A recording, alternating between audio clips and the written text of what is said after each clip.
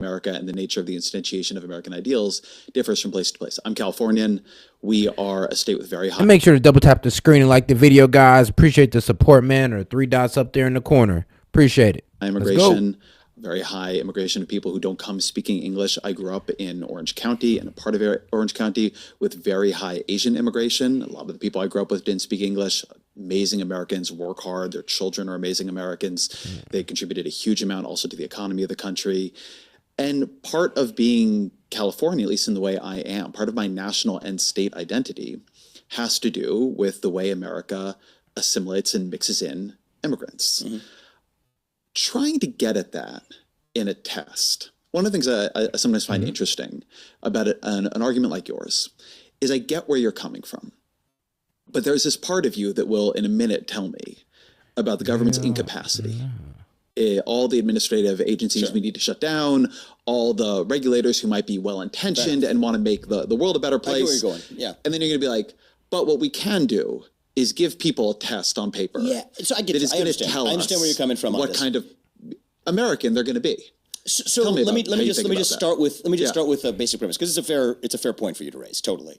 What I've said is, at the very least, for example, just to people who have not followed my entire campaign but are listening to this conversation, just to understand where I'm coming from, I'm looking at these principles not just to the outside but also to the inside. So one of the controversial positions I adopted during my campaign, which I stand by, is I think every native-born high school senior should have to pass the same civics test that we already require of every legal immigrant who enters this country, which I think every native-born high school senior should be able to pass that, arguably to even be fully viewed as a capital C citizen in the United States. In order to vote. Well, I think that we could debate the way that you implement it, but at least I think every high school senior, let's just say the mildest version of this, which I think should be least controversial and most adoptable, is to graduate even from high school. You should be able to know the same thing about our country that every legal immigrant is required to know before they become a full citizen. So this is a civic nationalist view that goes far beyond just immigration policy. As it relates to immigration policy, it speaks to me. Yeah, nationalism, just having pride in your country and being like, honestly, it's like, I'll consider myself a nationalist. I have pride in being an American citizen, and I love my fellow American citizens, and I love my country. That's just me being a nationalist. And it's kind of funny because they try to get you to reject nationalism these days, and it kind of related to Hitler, was to try to get you to not love the country that provides you so much freedom and liberty, and and opportunity. But hey, that's y'all. I'm a grateful person. I am. When you talk about your identity as a Californian and the different attributes that compose identity, right? Identity is such a complicated concept. Try to be more There's grateful. a lot of layers of what one's own identity: religious identity, ethnic identity, what foods you eat, the cultural traditions that make up who you are. And I am not of the view, I hope I haven't ever represented myself to be, even inadvertently. I'm not of the view that you need to abdicate those other forms of your identity to opt into the American identity. It would be a bizarre thing for me to say, because I am the kid of legal immigrants to this country, and there are many elements to my own identity that go beyond just the civic commitments to the U.S. ideals. But I think that is a necessary condition of actually being able to opt into those ideals. So I draw a distinction between your knowledge of the ideals enshrined in the Declaration of Independence. Like how much do you know about America, and how well is your English? That's what I want to know. Like, do you stand for the ideals of America all the way through? And how good is your English? Because all that lets me know how much you respect this country. Because if you're not even willing to learn English, and I used to be so upset when you low-key go into some of these places and nobody knows a lick of English. Like, and let's be real, I'm talking to my Africans and my Hispanics. It's pretty damn frustrating when us Americans walk up to y'all over here in this country on visa, out here taking it, living the life. And we're walking up to you don't know a lick of English. I'm like, hold on. I thought we were trying to get the most talented of y'all. I feel like the most talented of y'all will be able to pick up English, at least a good amount of it to communicate, right? So yeah, that kind of goes to disprove that we're actually picking out the best and brightest of these immigrants.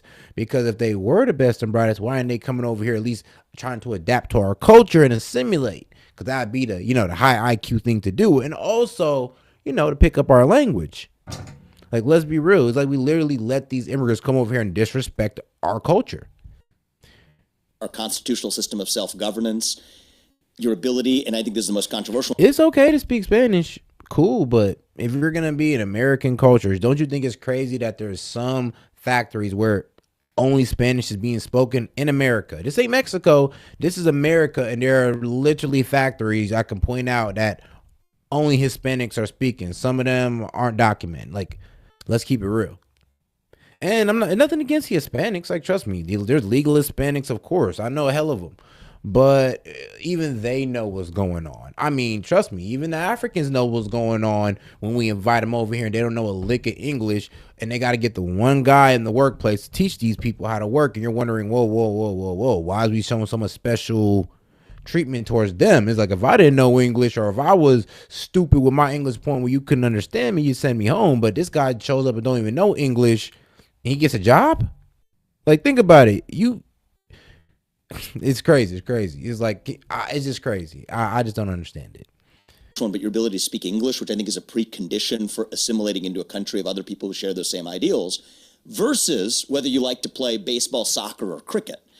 And I bring that up because I think that is an issue for certain cultural vision of what identity actually is. Like, do you have to like hot dogs and baseball rather than, enchiladas and soccer? I don't think that distinguish matters between the two things here, because this is actually not even meant to be a hostile question. I think the question I am getting at is within your framework, not even within my. It's so crazy. People always do say, well, they take the jobs that nobody want to work. I'm like, no, that's a lie, bro. It really is a lie, because our youth can work these jobs. You know that, right? Like me, hey, I know people that are working at 15, me 16. So you're telling me we couldn't have gave these jobs to our 15, 16-year-olds to work, these low-wage jobs, so they can learn how to deal with the money on their own and all that good stuff, instead of, I don't know, like kind of spoiling them, because now they feel like they're too good for these low-end jobs, and now they don't have no damn work ethic because we don't let these immigrants take these jobs because we think it's below us. I'm like, no, the fuck they're not. Nah, give them to these kids, let them work these jobs, and let them learn how to make a buck the hard way. Oh, no, that's for immigrants only. It's like, why the hell are we making jobs just for immigrants? That don't even make sense. Framework. What do you believe these tests can really do? A minute ago, you said to me, right? I don't want to fetishize the test as one attribute, right? English as a national language, I think, would be high on the list. I understand that. Yeah. A minute ago, you said to me that our immigration system, what it prioritizes above all else, is a willingness to lie. Right, because if you come and you'll claim asylum in your view falsely, that gives you, you get brought into the country, at least for a period of time. It's not my view, Ezra. Don't just say in your view. It is what's happening today. I am saying that people can disagree on what is, and in fact do disagree. You have a whole thing in your book about the rates at which different judges grant asylum claims. Right. So the question of what counts as a credible asylum claim is not just contested, but is itself ambiguous. And in, among other things, the bill that Donald Trump helped kill. This may sound a little racist, but I damn near think it should be it's almost be impossible to operate that well so efficiently in America and you not know English. It should almost be impossible. Like, what? You don't know no English? How the hell are you operating in this country? How the hell are you even getting a job, employment, all this other good stuff? How are you even communicating with the other Americans? Well, I would tell you, because the Hispanic people are hella smart for this. They got their own damn hubs of cities and all that where it is mostly Hispanics, where they hang around. All these jobs are mostly given to Hispanics, so they don't gotta learn English. We were going to change the sort of levels of asylum claims you need to be able to make in order to claim that successfully.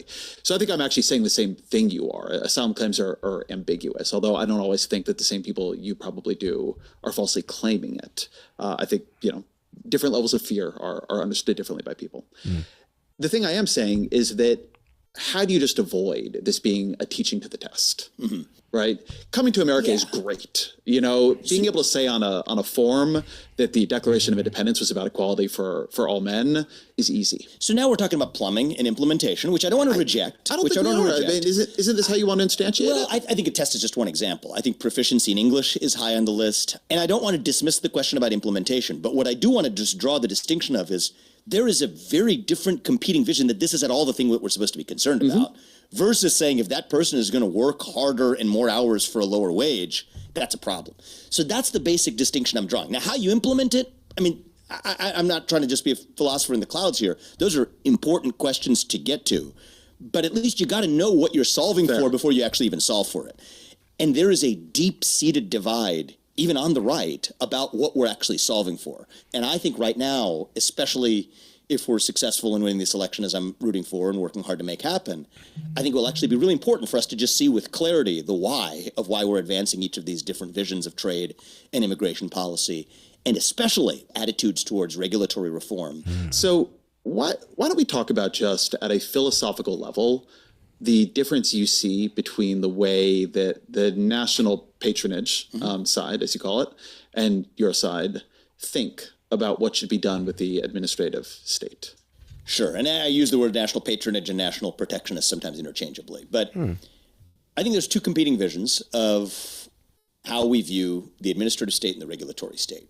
One is that we want to use the levers of power to advance affirmatively pro-American and pro-worker ends. You could even call it more broadly conservative ends.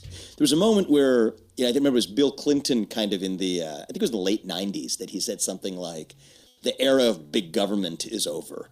Which if a Republican said it during that same period, it would mean nothing. But of course, the fact that he was the Democratic president of the United States carried a lot of weight. And though it hasn't been articulated in so many words yet, I think there's a version of the Republican statement right now from the protectionist or patronage camp that says the era of small government is over. Nobody said it in so many words, but effectively, that's what's on offer. The separate vision is to say that we don't want to replace that left-wing regulatory apparatus and bureaucracy with a conservative or pro-American or pro-worker version of anything. We actually want to get in there and actually dismantle it and shut it down. And my view is that we are likely to repeat the mistakes of the past if we take the short-term approach of empowering the CFPB to cap credit card interest rates and implement a statute that would do so and use a regulatory apparatus to enforce it, or to empower the Department of Transportation to include a broader set of regulations to make sure, something we all want to see not happen, trains aren't going off the tracks in East Palestine. None of us want that to happen, but is the right solution more regulation or less regulation, actually, to make that happen? The Department of Education, do we want to continue subsidizing four-year college degrees? That hasn't worked out so well, but is the right answer to then redirect that to subsidize two-year college degrees or vocational programs? Or is the right answer actually to shut it down and send the money back to the states and respectively then to the people? Those are very different competing visions. Because I ain't going, but then again, though, for the United States government to admit that college is a scam, they would literally have to, cancel out hella loans, because they'd have to be, we're sorry. We low-key made you go through this useless program, take you these useless core electives, all these classes we made you take or to study up on a subject just for you to get out here and you can't even get the job because you have no experience. And you thought the 4 years that we made you pay for was experience, but it's really not. And only some of y'all will get through. And like I said, those in STEM. And there's only reason why is because in STEM, you usually got to work with your hands more, and it's easier to pick up internships in those programs. And my own view is that we cannot claim to reform this administrative state by just incrementally clipping it around the edges, cutting off one headed of an eight-headed hydra is an analogy I sometimes use. It grows right back. We have to be willing to take on the project of actually just gutting the thing versus the protectionist or patronage view says, okay, that's already here to stay. It's not going anywhere. Conservatives have been talking about this, to give fairness to this view, for 60 years and it hasn't happened. We might as well use that machinery to at least achieve positive ends for American workers and manufacturers and pro-American goals. And that's, I think, a well-intentioned but very different view than the one that I hold. Let me try to inhabit that other view for you. Sure. Which is, I like the way the riff you gave at the beginning, which is that in a way, the promise is the era of small government is over. I understand J.D. Vance and Kevin Roberts at Heritage, who's got a forthcoming book about some of this, as really saying you could see this as having two axes, right? Big, small has been the traditional argument about government in American life for decades, right? That the distinction that is being made now is theirs, ours, right? That the era of their government is ending. And what's coming is the era of our government. The deep state will be turned to our use, right? In the use of things like Schedule F to sort of fill the administrative state with more political appointees, the sort of set of vetted and personnel like databases and plans, which makes sense. I mean, people I talked to in the Trump administration from the first term say, and I think this is a completely credible argument to make, that they were foiled often by bureaucracy they felt they could not control. But that the promise being made is not just towards conservative ends, but, we'll use the administrative state to do some things we like to do, but that it will actually be a tool of, Republican, in this case, power that it'll be taken over and reoriented. Ron DeSantis, who I think was sort of similar in this, would often make the argument that what he was going to do was use the power of the state to bring other institutions that had become too woke or too liberal to heal, business, universities, etc. And that has been what has been exciting in it to people in that movement, right? One of the lessons of Trump won was, oh, this has all been taken over by the left, right? We don't control the government even when we control the government. And the core promise, I think, of a lot of the, from Project 2025 to others, sort of MAGA-oriented policy projects has been, no. Next time we will control the government. So I think it is as yet indeterminate. That's the case I would make to you. And again, I come back to this principle that some of the most prominent and most of the prominent and well-spoken voices out there at the top, right, of the intelligentsia have come down on the side of using the levers of power to advance positive goals, or certainly what our movement sees as positive goals. But I see an interesting trend when I travel the country, which is, this will just be maybe interesting to you because it's just rooms I've been in that maybe you've been in too, but I've been in a lot of them for the last. You travel more than I do. Year and a half. Well, yeah, we can agree on that. The last year and a half, I've there's a lot you can just get by the sixth sense of being in a room. Yeah, I totally agree with people that. you don't get from any poll or anything else. There are a lot of books in this room, but books leave something out. But books leave something in too. But I would say that in this case, if you're in a room and I was in a room with 1,000 people in Ohio last night, and have been in similar rooms like that in places from Iowa to New Hampshire to Nevada to other states across this country over the last couple of years. And there's a funny thing right now, which is you could walk into a room of 1,000 of those people in a tent in Wisconsin, for example, another example of place I've been, and a leader from the protectionist strand of the America First right could say, we need to bring more jobs back to America. We need to protect American workers. We're the party of the working class. We need to make more things here. We need to make sure that the government's not taking advantage of you, break up the big companies. And if delivered in the right and compelling way, which isn't always exactly done, but which is the best version of that, you're going to get a rousing applause, standing ovation. Yes, we're in favor of that. Same room, replay it. I go in that room and say, I don't want to replace the left-wing nanny state with the right-wing nanny state. I want to get in there and dismantle the nanny state. I don't want to get in there and reform these agencies. I want to get in there and actually shut them down. Rousing applause to the same thing. Those are two different competing visions of exactly how you're going to use the levers of the state to advance or not advance certain policy goals. And what that says, and why I think this is important to explicate these differences now, is that I think our base, right, the MAGA base, the America First base, and what is now effectively the future Republican base, and even beyond the Republican base of the country, is I think actually very open to which way this movement is actually going to be led.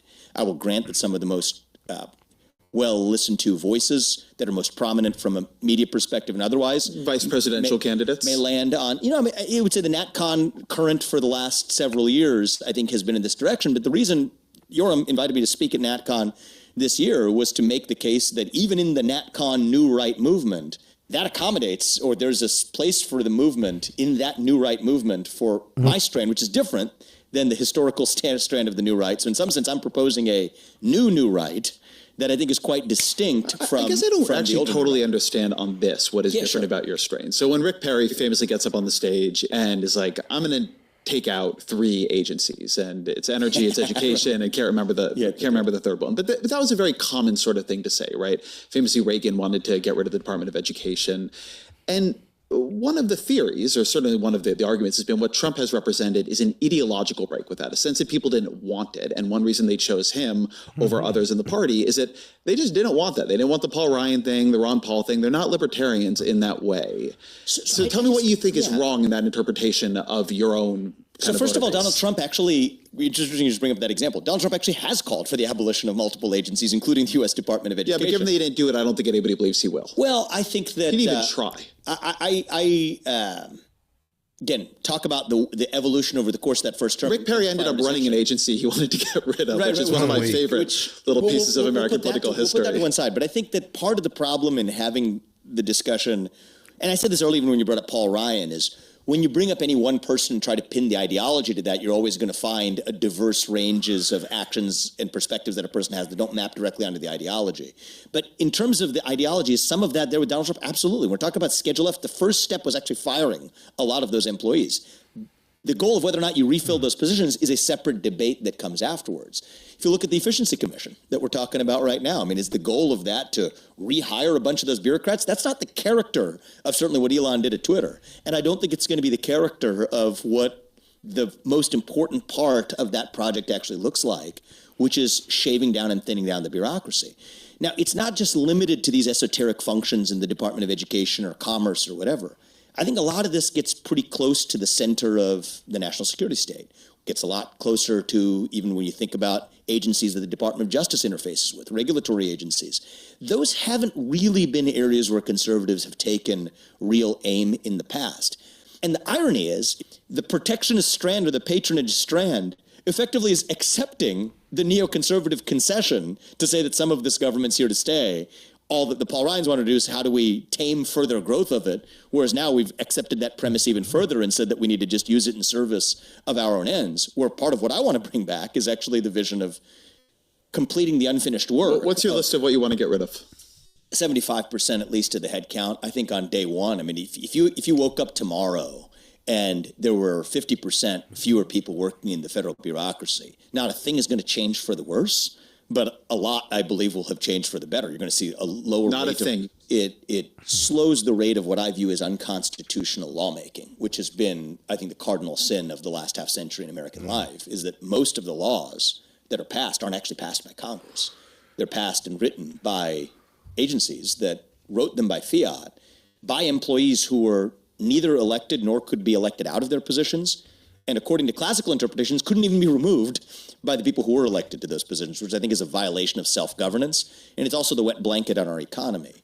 And so the way I would see this playing out is you look at the Supreme Court holdings over the last 3 years, culminating in the overturning of Chevron deference with the Loper case this year, the Loper-Bright case, and you say, a mass number of those federal regulations, quite possibly a majority of them, quite likely a majority of those federal regulations as they exist on the books, run afoul of the major questions doctrine in West Virginia versus EPA. And for people who aren't aware, what that case basically says, if it relates to a major question that has a major economic impact on Americans, or it relates to a major policy question, and they give you the benchmarks of what counts as a major question, it had to be passed through Congress, not by regulation or fiat. And that provides a basis, a roadmap for saying, okay, if you have this much of a constraint in the application of the regulatory state, we necessarily have a surplus in the number of employee headcount that we need to support that. That supports mass, non-specific, but purposefully reductions in force. This feels to me very generalized in a way that's not going to hold out specifically. And I'll give an example, right? Okay.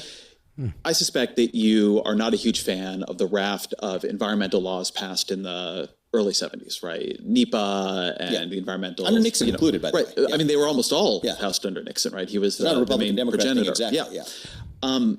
Part of my work right now, I do a lot of looking into how those laws are playing out. And the amount of work that different companies have to engage in, kind of working back and forth with agencies, trying to see, did my environmental impact report, work out? And if you knocked out the head count without changing the legislation, what you've just done is unfathomably slow down all of this infrastructure. Case, right? But you're not going case by case. You just want to do a 50%, 75% we're reduction. Talking headcount reductions. On the regulatory case, I think the way to do this is you have a constitutional lawyer embedded in every agency, or some could overlap and double between multiple of them, and you just measure. Here's the standard in West Virginia versus EPA of what counts as a major question. Are all regulations right now going to fail that test? No. But are a lot of regulations going to fail that test? If that regulation on coal miners failed that test, and a lot of other folks who are even more advanced than I in the constitutional sphere of administrative law agree with me, you are talking about thousands upon thousands of federal regulations that also fail that test. One of the further obstacles... But those will have to be litigated individually. So if Kamala Harris is president, that's correct. What I'm offering is a vision of executive humility. To say that the executive branch is being told by the Supreme Court that so many of the regulations that have been perpetuated by our executive branch actually go beyond this constitutional scope of what the executive could do. So the Supreme Court has already put the executive branch of government on notice. And I do think that part of what's happened, this is my own theory of how we got to where we are, is I'm going to be a little glib about this, but only a little bit. When you have a bunch of people who show up to work who should have never had that job in the first place, whether it's a company or a government agency, they start finding things to do, actually. I think that's a big part of how we got to a lot of this overgrown regulatory state. It's a bit of a cycle where You have overhiring. People then find things to do that they shouldn't have been doing in the first place. And so I think you could look at a lot of these agencies in the history of sort of the agency creep and overgrowth of policy as part of actually just the existence of a bureaucracy where in some cases, even if you take the Department of Education, part of the problem of what happened is the initial problem that it existed to solve, which in the case of the Department of Education was making sure that southern states weren't siphoning money away from principal. And all right, now here, I'm going to go ahead and get on to this Laura Ingraham segment as she explains, well, the Republicans' dominant takeover of the Senate. Oh, and other things. He's got to work with all of us when it's all said and done. Now for the hard part. That's the focus of tonight's angle. All right, all weekend long, I was still kind of processing, like many of you, Trump's historic comeback. The bogus lawsuits, the frivolous and... Make sure to like the video, guys. Go ahead and double tap that screen or the 3 dots up there in the corner, man. Appreciate the support. And if you have any questions or comments you want read out loud, just go ahead and super chat it in. Appreciate the support and shout out Maya. Still listening. Just occurred to me that if we don't fix shit now, the deep state that's dying, Biden/Cheney, it will be replaced with the same thing. Yeah, because all they did, Maya, was jump, bro. They were infested in Bush's administration. Then they jumped ship to Obama's administration. Then they jump ship. It's like, bro, these neocons, these warmongers, they jump ship to every party. And we need one candidate who's going to sit there and cut them off. Like, yeah, you're not crossing into this administration. You're not no longer crossing into these administrations. Yeah, we're not letting none of y'all warmongers in no more. None of y'all warhawks, y'all got to go. Because the whole reason why we turned away from Bush, and then somehow they finessed it into Obama, then they finessed themselves into Trump. Now, and they you know they was in there in Biden. Yeah, we need to get these people off us. And I'm talking about, well, we need to get these warmongers out of office and keep them out. Indictments, the relentless Appreciate you, Maya. Kamala's $1.2 billion war chest. I mean, not even 2 assassination attempts could break him.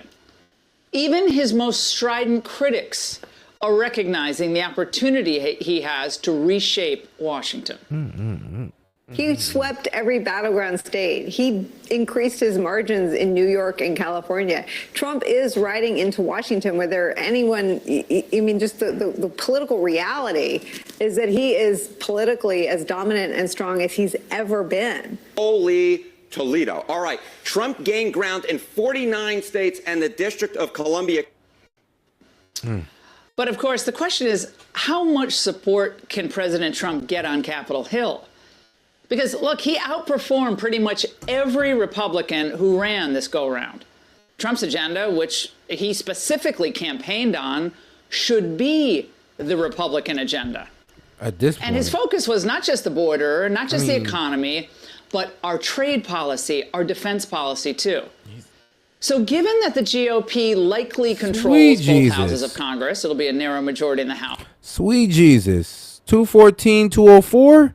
We done flipped 6 seats. 6 seats has been flipped, guys, in the Senate. I ain't gonna lie. Yeah, like I said, Republican in office, Republican Senate, Republican Supreme Court. Oh, God. Oh, God. Yeah, it's looking. Yep, that's a red wave. That's a red wave. And, hey, Democrats, it's y'all fault. It's y'all fault. Y'all condescendingness done got you to here. Congratulations. You're looking down on everybody. Y'all making names, thinking that everybody was thinking with you, thinking that everybody had the same vitriol and hatred that y'all have. Look at where y'all at now. It's realistic that Trump voters expect his policies to be swiftly moved through Congress. But at a minimum, and I mean a bare minimum, President Trump should be able to rely on Republicans that he helped to regain the majority in the Senate. They wouldn't have beaten Sherrod Brown without Trump. Be right back, They chat. wouldn't have beaten Casey without Trump. Damn. Or maybe not even John Tester without Trump. Oh, man. And under these circumstances, especially... The red wave. That's what I'm saying. Like, the liberals did it to themselves because there was coming out all these BS policies and everybody who was Democrat went along with it. There was very few Democrats who stood their ground and said, yo, I'm not doing this. But a lot of y'all folded. Y'all went into this liberal agenda and y'all lost y'all seats, as y'all should, because y'all went against y'all people and y'all stopped being for y'all people. Yeah, I'll start being for the deep state. again, with that small House majority, For the people, by the people, the position motherfucker. of the Senate Majority Leader is even more critical. Now, just so you all understand this, and there's no reason you would have to know the intricacies of Hill inner workings here, but as a practical matter, no bill can get to the floor of the Senate and no amendments can be put on that bill and voted on in the Senate without the support of the Majority Leader. It just does not happen. That's why Mitch McConnell is so powerful. Now, right now, there are 3 candidates for the position. 2 of them, John Thune from South Dakota and John Cornyn from Texas, are both seen as disciples of Mitch McConnell, and both have a history of being fairly critical of President Trump, who they'd prefer not wade into the internal Senate deliberations at all. My preference would be, and I think it's probably in his best interest, to stay out of that. These Senate secret ballot elections are probably best left to senators, and he's got to work with all of us when it's all said and done. Now, I understand why the Senate wants to preserve its independence. I get it. But at the same time, let's be real. They all owe their majority status to him, Donald Trump. And think about it. When McConnell worked with the MAGA Republicans and the MAGA agenda, like on court nominations, the USMCA, the tax bill, they got stuff done. It was great. But when they're at cross purposes, as you saw with that Langford-Schumer immigration bill, that fiasco, or the absurd infrastructure bill, the results are just horrible. The people have spoken. Trump has won Texas, where Cornyn's from, South Dakota, where Thune's from, 3 times in a row. Woo. So it is logical for voters in those states to believe their lawmakers will work with him, not against him, to advance the agenda.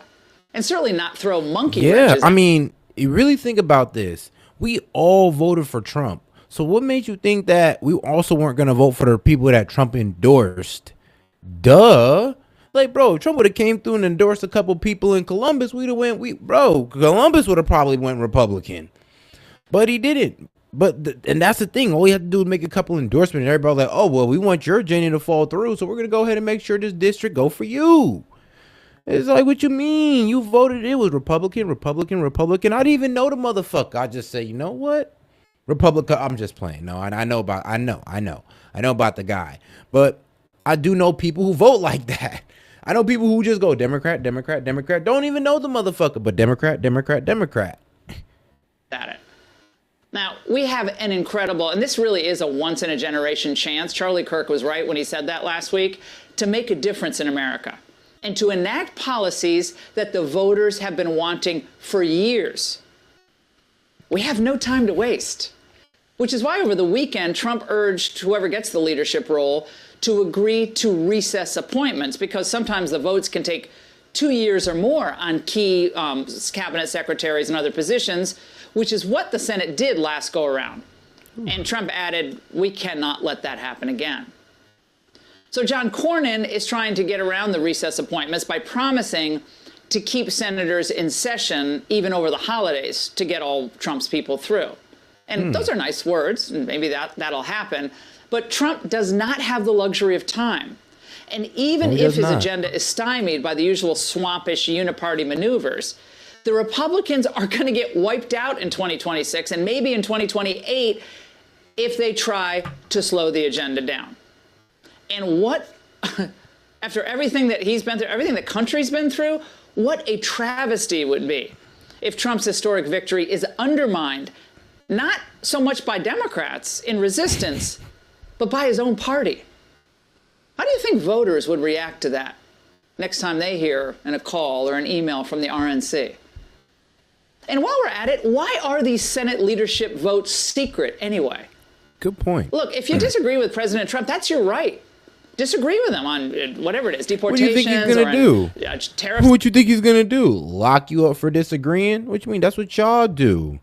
It's kind of crazy how they expect us to do the same thing they do, because they know damn well what they've done. They know they dead wrong, and they know they deserve the retribution, but we're not going to give it to them. We're going to go ahead and take the higher road, as we usually do. On China, why not, though, stand? That's the reason Hillary's ass ain't in jail. and be heard. Others have done that in the past. Let's not play hide the ball anymore. That's not what we're into. We never have been. No more killing essential legislation in committee. President Trump deserves a fair hearing and a vote on the policies that he campaigned on relentlessly. And if senators or congressmen, they take issue with what he's saying, then vote against those measures. And then let the voters decide the fate of those legislators or senators when they're next up for re-election. Might be worth remembering Pat Toomey, or Jeff Flake, or Liz Cheney, or Adam Kinzinger. See how it worked it all out for them. Yeah. We don't elect senators to be part of a club. They're supposed to be representing the interests of their states. And the voters in their states have been very clear. They support Trump. The other candidate for the Senate Majority Leader is Florida's Rick Scott, who's been a stalwart supporter of President Trump since his first term. Scott has also said this. How do we get Trump's agenda done? How do we get his nominees done? How do we codify his executive orders? That's what's up for this leadership race right now. We have a mandate for change. So number one is who is going to represent all the Republican voters? Bingo. Of course, he's right on that. But Punchbowl News is reporting that some senators who don't support Scott are annoyed and they feel bullied by the growing online chatter. Now, I was talking to my kids about this. We're driving around in the car. I said, imagine, boys, being a U.S. senator and feeling put upon by voters mobilizing online. I mean, isn't that... Well, the liberal tears. That's what's making them cry. We're celebrating that Trump is, president, and they're crying about it. It's actually crazy. Some people are just enraged, and you know what? It's better to be enraged than sitting there crying tears on camera. Like, I'd rather you be angry. Let's be real. But let's get into this video real quick. This should be a fun one. Shout out Liberal Hive Mind, man.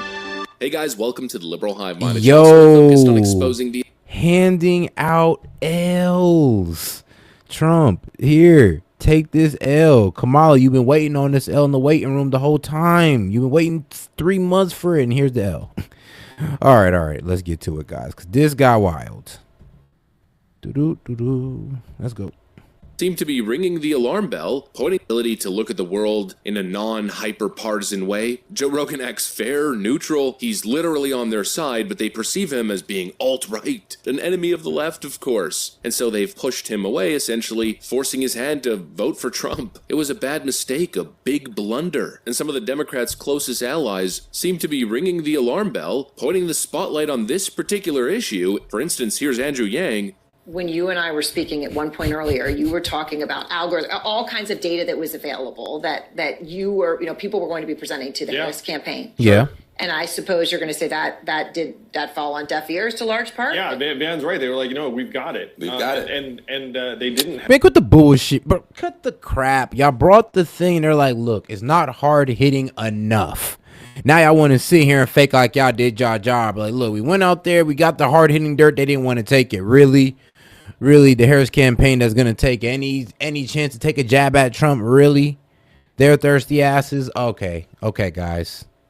Have it. Be right back, One Chad. very obvious missed opportunity is that Joe Rogan is the biggest audience in the country. It's disaffected, low propensity men, kind of the audience that the Harris campaign should be trying to reach. It was much more upside than anything else. Kamala goes on, Tim Walz goes on, and then you have millions of men who are exposed to the Democratic message, and they turned it down because she was too busy. I mean, like it makes zero sense, except in the context that the team just didn't have confidence in her. And thank you, because, bro, one of the main reasons she did lose is because she could not go on Joe Rogan and hold a 3-hour conversation. Because even the Harris campaign knew that she couldn't go on Joe Rogan and spew that Trump derangement BS, or it was all going to be disproven.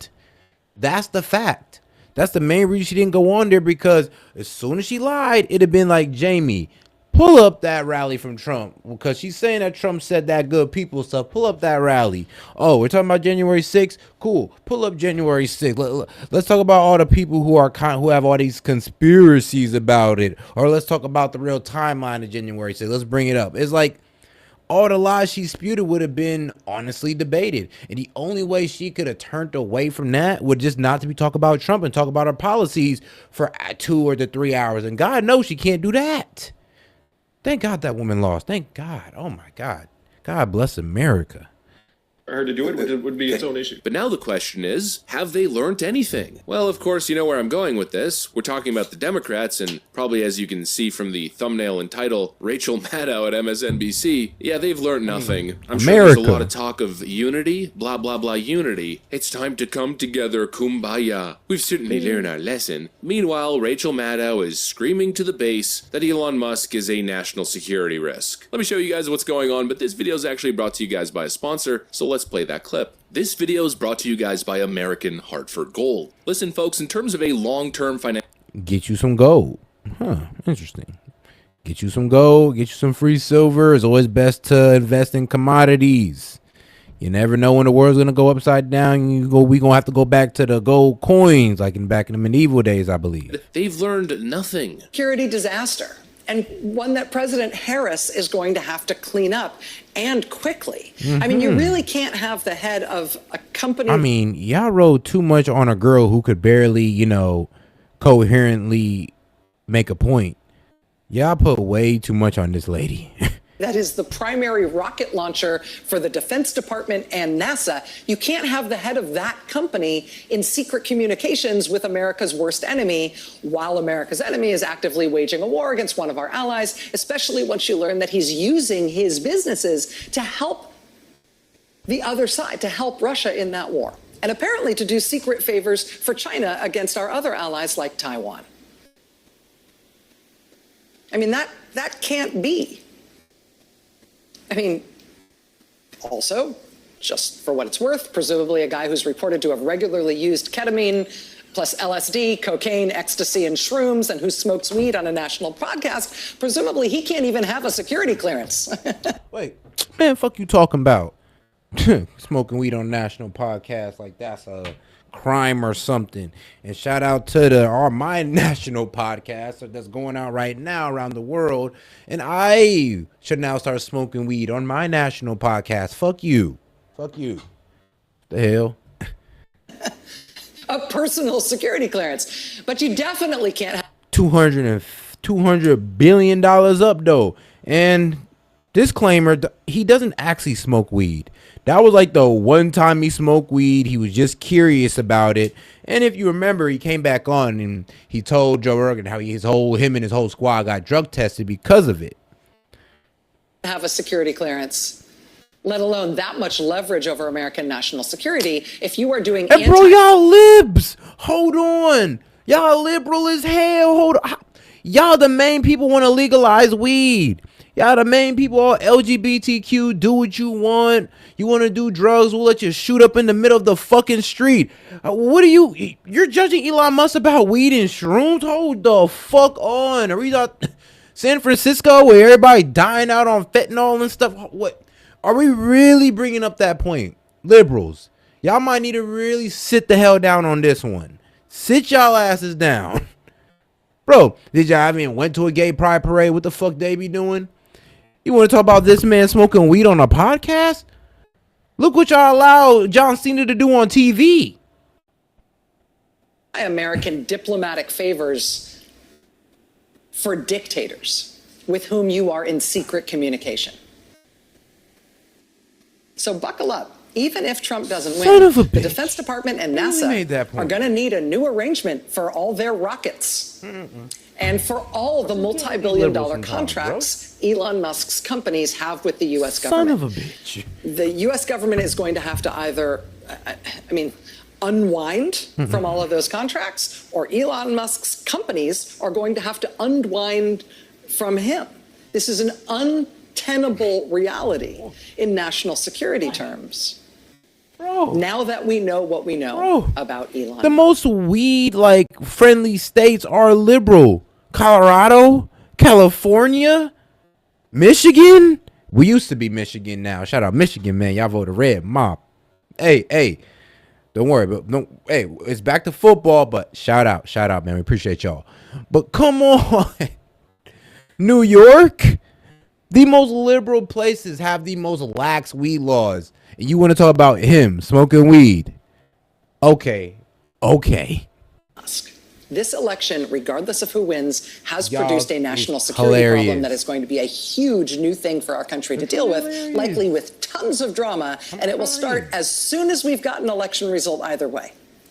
So pace yourself. I mean, that was a 2-minute long hit piece. That's all that was. I'm supposed to take this as a serious criticism of Elon Musk, but pretty much the thing that she leads with is Elon Musk is a drug addict who, is working for the Russians? It's absurd. Completely insane. Frankly, what it feels like is Elon derangement syndrome. Maybe Trump's going to be less of the target now. Democrats have found their new target, and that's Elon Musk. This idea that Elon Musk's loyalty is questionable, or that he's somehow a danger to the nation is ridiculous. He's the embodiment of the American dream. He makes American cars for Americans. He's likely to go down as one of the most revered American icons in not only modern history, but in world history. The guy's freaking catching rockets with chopsticks, but you want to have us believe that he's a drug addict national security risk. Rockets with chopsticks is hilarious because that's exactly what everybody was saying. It's like, bro, it's like you literally just caught a rocket with two little things, like boom, rocket caught, boom, reusable rockets achieved. I'm like, oh,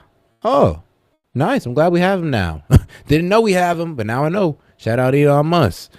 And it is crazy though, because it's crazy how she had to try to make that whole point while being a liberal. Maybe if you were a conservative, Fox News can make that point and it's valid. Fox News can sit there and shame Elon for smoking weed and it'll be valid.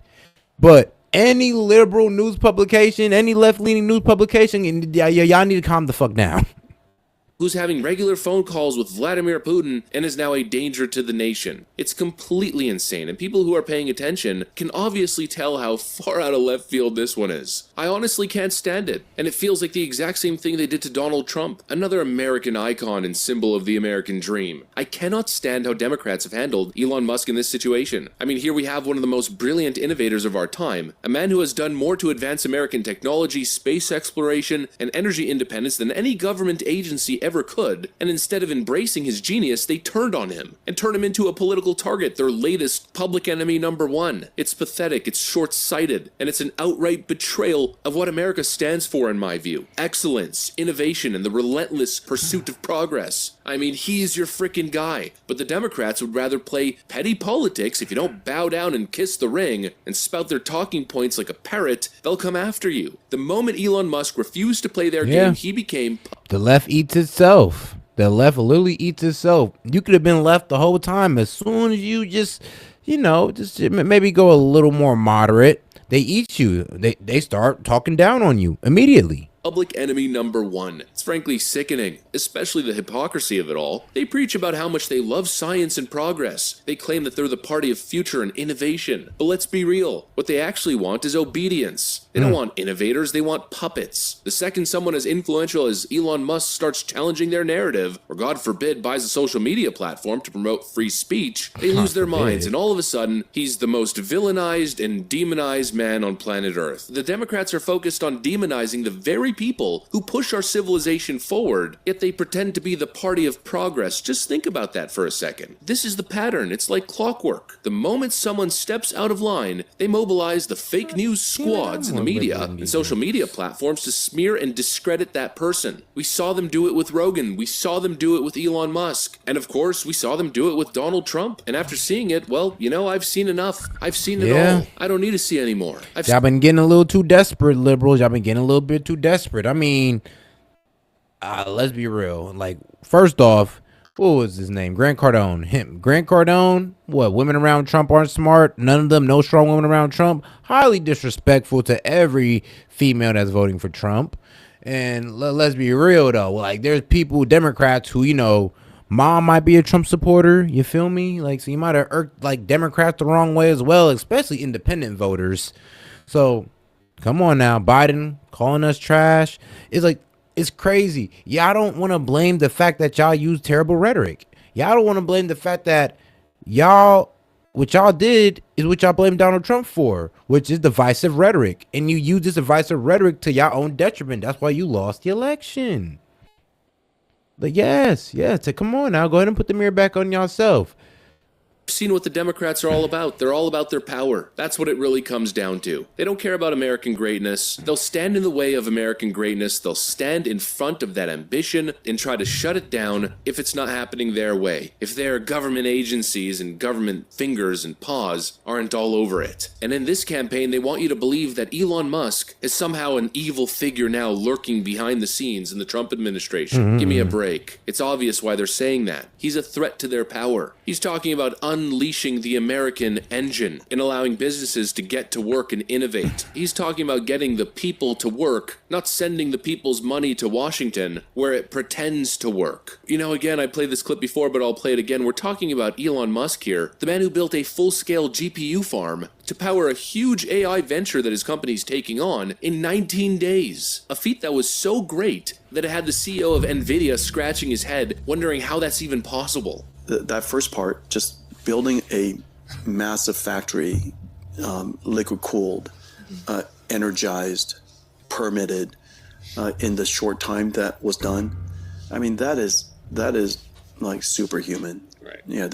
And as far as I know, there's only one person in the world who could do that. Right. You know, I mean, Elon is singular in his understanding of engineering and construction and large systems and marshaling resources. Incredible. Yeah, it's unbelievable. What they achieved is singular. Never been done before. Just to put in perspective, 100,000 GPUs, that's, you know, easily the fastest supercomputer on the planet. That's one cluster. A supercomputer that you would build would take normally 3 years to plan. Right. And then they deliver the equipment, and it takes 1 year to get it all working. Damn. Yes. We're talking about 19 days. Wow. Huh? I think it's fair to say that government can never accomplish anything of the sort, and they know this. They just don't want you to. Because the problem with our government, we just recklessly hand out money. I mean, like with NASA and the military, it's like they can get things done for cheaper, but we just recklessly just give them money and think that they're doing the best with it, which they're not. Admittedly, like, come on now. Do you think the government and NASA is honestly using their budget well? Of course not. Or we'd be to Mars way before Elon, or we'd be able to go get them people who are stuck in space before Elon. To know that. They don't want you to know what's possible and what they've been preventing, what they've been getting in the way of. A couple things are obvious. The Democrats have learned nothing, and the obvious conclusion from that is that it's by design. They don't want to win on the ideas. They want to socially enforce their ideas. Well, not so sure it's going to work in the freest country on earth, because those people are simply free to go to the other party and then ensure that... Yep, and that's exactly what happened. Y'all lost... Bro, Democrats lost people as soon as they started censoring. When it came to party of censorship, that's when you lost us. I promise you. Just go ahead and take that accountability, man. Look, y'all need to take this L you need to take the L for loss. And you need to take the A for accountability. So go ahead and take this LA, the loss and A accountability. You take those two together and you'll come out a better person. I promise. On and focus on the most important thing, the agenda. What is going to define this future era of conservatism? And I know according to the left and all their doom and gloom from the election, what's coming is an autocratic fascist takeover of the nation and the implementation of spooky Project Shout out Liberal Hive 2025. Mind. But in reality, it's just Agenda 47. And at the top of the list... And make sure to like the video, man. Go ahead and double tap that screen or the 3 dots up there in the corner to like the video, man. Appreciate the support, guys. Of priorities is closing the border and beginning the largest mass deportation in American history. And knowing it's coming from Trump, I think it's less of a slogan and more of an actual promise. It seems as though it's happening, it's coming. Let me show you guys exactly what I mean by that. We got some stuff to get into, so let's roll the tape. All right, friends, so of course we've heard the statement, we've heard the campaign promise. As soon as I take the oath of office, I'll terminate every open border policy of the Biden administration and begin the largest deportation operation in American history. And now, well, I guess we have a soft confirmation. Vivek Ramaswamy makes an appearance on ABC News, where he essentially states, it's happening, get ready. Now, obviously, Trump's promised, and you've talked a lot about this, the mass deportation of undocumented immigrants. First of all, do you really think that we're going to see him round up and deport upwards of 11, sometimes he's put the number as high as 20 million people out of the United States? Yeah. Is that really going to happen? Donald Trump's campaign promise. I mean, yeah. I don't care if we gotta hire extra people. I'll work part time at ICE if it means we gotta get these people up out of here. I mean, I'm that dedicated to the cause. Shoot, go ahead and send me the application. I got y'all. Like, shit, it is what it is. Like, whatever we need to get it done, because most of these people gotta go. And, you know, I wonder, I ain't gonna lie, I'm curious about how they're gonna do it too.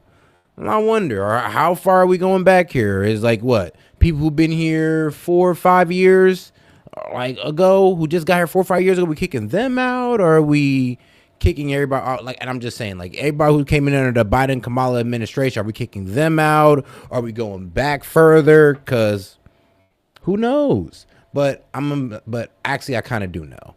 Realistically, we're going back 4 years, if not 2. Realistically. So those you said, oh, you're going to get deported because your people didn't come. I'm like, you know, I was born in America, right? On American soil, Nashville, Tennessee. Hey, what's good? Shout out to my people in Nashville. But yeah, I can't go nowhere. Even if bro, I can actually be deported and they look at me crazy. Like, we can't deport you. You were born on here. Like, what? For 25 years. Like, bro, you could be, bro, in like 10 years, you could be president. Was the largest mass deportation in American history. Okay. And he's going to keep that promise. And I'll tell you, let's just start very pragmatically here. I think most Americans agree with this. You take the number of people who have entered the country just in the last 18 to 24 months. It's like, dog, when you're so American, you can run for office. That's millions of undocumented immigrants, illegal migrants, who have really no place in this country. Anybody who's committed a crime. Automatically, that already is the largest mass deportation in American history. Now take that to the next level. Not an iota, not a cent of government spending should go to subsidize this, not to sanctuary cities, not to federal aid to people who are in this country illegally. And we're going to see a large number, by the millions, of self-deportations as well. And so these are pragmatic places to start that would give us, yes, the largest mass deportation in America. Fall far short. So people are going to be like, I ain't even going to wait for them to round my ass up. I'm leaving. I'm going back. I'm done. But we tried them, guys. We tried them, but we got to go back. Hop on the boat, the plane, however y'all got back over here, however y'all got over here. If we flew over here, I guess we're going to spend the money to get y'all back over. All right, it is what it is. But y'all got to go. Short of 11 million or more. We're going to go step by step. Respectfully, though. Respectfully. Donald Trump's going to stay true to his campaign pledge, but in a way that respects the dignity of the Americans who are already here. Okay, and I do think it's offensive to use